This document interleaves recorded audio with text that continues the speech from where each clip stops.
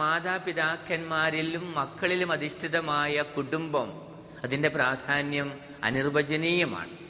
നമുക്കെല്ലാവർക്കും അറിയാവുന്നതുപോലെ ഏതൊരു സംസ്കാരത്തിൻ്റെയും സമൂഹത്തിൻ്റെയും അടിത്തറ കുടുംബമാണല്ലോ.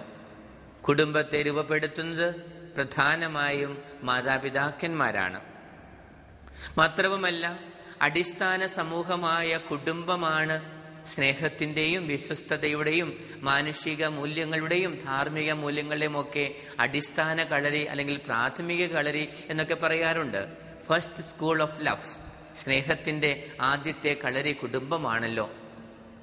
കുടുംബത്തിൻ്റെ ഈ പ്രാധാന്യത്തെക്കുറിച്ച് നല്ല ബോധ്യമുള്ളത് കൊണ്ടാണ് രണ്ടാം വത്തിക്കാൻ കൗൺസിൽ പിതാക്കന്മാര് കുടുംബത്തെ വിളിക്കുന്നത് ഗാർഹിക സഭ എന്നാണ്, അല്ലെങ്കിൽ ഡൊമസ്റ്റിക് ചേർച്ച്. സഭയുടെ ഏറ്റവും ചെറിയ പതിപ്പാണ് കുടുംബം. അതാണ് ഗാർഹിക സഭ എന്ന് കുടുംബത്തെ വിളിക്കുന്നത്. കുടുംബം ഒരു കൂട്ടായ്മ എന്ന പ്രബോധനത്തിൽ കാലം ചെയ്ത ജോൺ പോൾ രണ്ടാമൻ മാർപ്പാപ്പ കുടുംബത്തെ വിളിക്കുന്നത് വ്യക്തികളുടെ കൂട്ടായ്മ എന്നാണ്. കമ്മ്യൂണിയൻ ഓഫ് പേഴ്സൺസ്, വ്യക്തികളുടെ കൂട്ടായ്മയാണ് കുടുംബം എന്ന് പറയുന്നത്. ജീവന്റെ സുവിശേഷം എന്ന പ്രബോധനത്തിൽ ജോൺ പോൾ മാർപ്പാപ്പ കുടുംബത്തെ വിശേഷിപ്പിക്കുന്നത് ജീവന്റെ കൂടാരം, ജീവന്റെ ശ്രീകോവിൽ എന്ന ദ സാങ്ച്വറി ഓഫ് ലൈഫ്. ഇത് രണ്ടും വ്യക്തമാണ്. വ്യക്തികളുടെ കൂട്ടായ്മയാണ് കുടുംബം, ജീവന്റെ കൂടാരമാ. ഒരു പുതിയ ജീവൻ മൊട്ടിട്ട് വിടർന്ന് പുഷ്പിച്ച് വികസിച്ച് വളരുന്നതും ഒടുവിൽ ഇത് കൊഴിഞ്ഞു വീഴുന്നതും ഒക്കെ കുടുംബത്തിലാണല്ലോ. അപ്പം അതുകൊണ്ട് കുടുംബം ജീവന്റെ ശ്രീകോവിലാണ്, കൂടാരമാണ്. ഇനി ശ്രദ്ധിക്കേണ്ടത്, വിശുദ്ധ ഗ്രന്ഥത്തിന്റെ വീക്ഷണത്തിൽ കുടുംബം രൂപീകൃതമാവുന്നത് വിവാഹത്തിലൂടെയാണ്. വിവാഹം എന്ന കൂദാശയോട് ബന്ധപ്പെടുത്തി മാത്രമേ കുടുംബത്തെക്കുറിച്ച് നമുക്ക് ചിന്തിക്കാനാവുകയുള്ളൂ.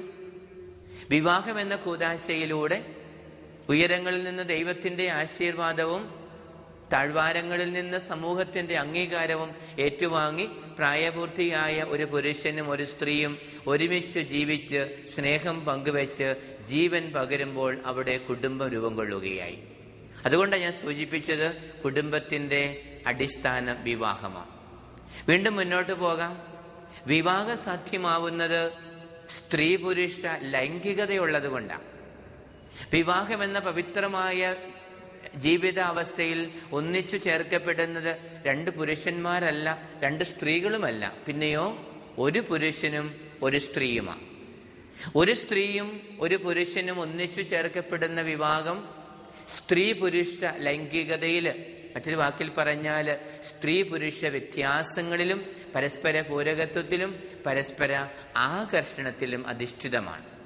അതുകൊണ്ട് ശരിയായ ഒരു കുടുംബം അത് വിവാഹത്തിൽ അധിഷ്ഠിതമാണ്, അതുപോലെ തന്നെ മനുഷ്യ ലൈംഗികതയിലും അധിഷ്ഠിതമാണ്. ഇപ്രകാരം മാനവ ലൈംഗികതയിൽ കൗദാശിക വിവാഹത്തിൽ അധിഷ്ഠിതമായ കുടുംബം അത് സമൂഹത്തിൻ്റെയും സഭയുടെയും അടിത്തറയാണ്. കുടുംബം തകർന്നാൽ സഭയുടെ അടിത്തറ തന്നെയാണ് ഇളകുന്നത്.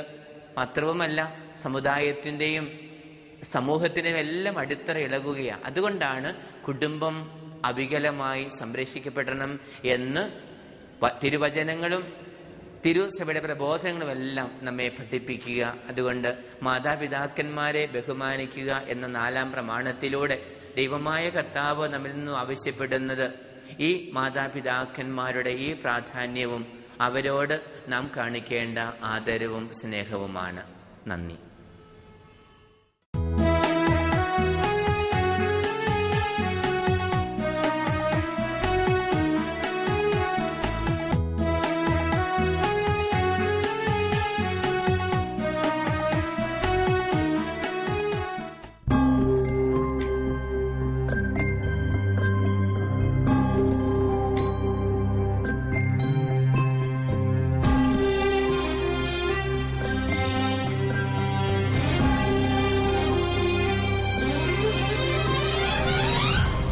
താതനാം ദൈവമേ,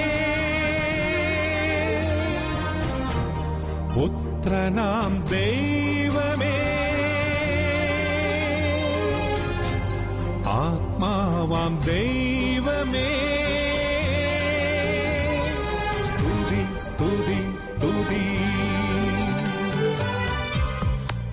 നാഥനാം ദൈവമേ, പുത്രനാം ദൈവമേ, ആത്മാവാം ദൈവമേ, സ്തുതി സ്തുതി സ്തുതി. മാനവനു പൂജിതനാമം, മോദമിഴുമാത്തിരുനാമം, പാരിതിനു ജീവൻ നൽകും മഹോന്നതമാത്തിരുനാമം. വാഴ്ത്തിടാം വാഴ്ത്തിടാം സ്നേഹകീർത്തനമേ.